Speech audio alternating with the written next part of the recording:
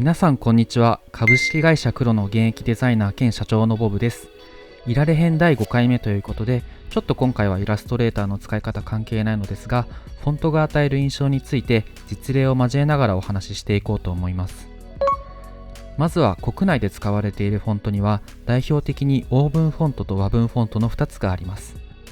さらに欧文フォントには文字の端々に出っ張りがあるセリフ体と出っ張りがない3セリフ体の2つのグループがあります。ちなみにこの3図はフランス語でなしという意味なので、3セリフ体は3がついているので出っ張りがないフォント、セリフ体は出っ張りがあるフォントと覚えると覚えやすいかもしれないです。次に和文フォントには欧文フォントのセリフ体のように文字の端々に出っ張りがある明朝体と出っ張りがないゴシック体というのがあります。ちなみに和文フォントでは出っ張りのことを鱗と言います。その他にもゲームで使われるような明朝体でもゴシック体でもないフォントもあります。それでは次に各フォントが与える印象についてざっくりまとめてみた表をお見せしたいと思います。まずはセリフ体から、高級感昔ながら、3セリフ体今っぽい一般的、明朝体高級感昔ながら、ゴシック体一般的読みやすいみたいな感じになっています。実例で見てみると、ブティックやマンションなどの価格が高くハイブランドなプロダクトや広告にはセリフ体や明朝体が多く使われており、スーパーのチラシなど比較的値段が安く購入しやすいものや利用者が使いやすい親しみやすいプロダクトや広告には3セリフ体ゴシック体が多く使われている傾向があります。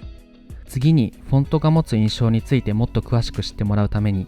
何個か一般的によく見る広告のフォントを変えるとどう印象が変わるのかっていうのを見ていきたいと思います。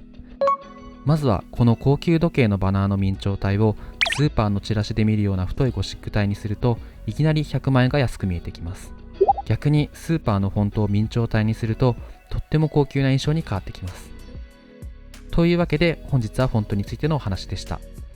最後に気をつけていただきたいのですが、フォント自体にも著作権があり、ウェブ上にあるフォントデータを無断でダウンロードして利用するのは犯罪です。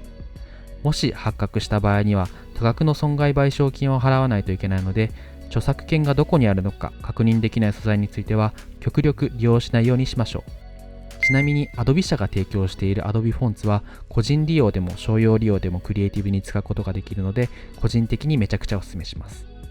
他にも Google 社が提供している Google Fonts も同じく個人利用商用利用ともにクリエイティブに使うことができるので、こちらもおすすめです。それではご視聴いただきありがとうございました。高評価とチャンネル登録、その他質問があればコメント欄までお願いします。以上、ボブでした。皆さん楽しいデザイナーライフを。バイ。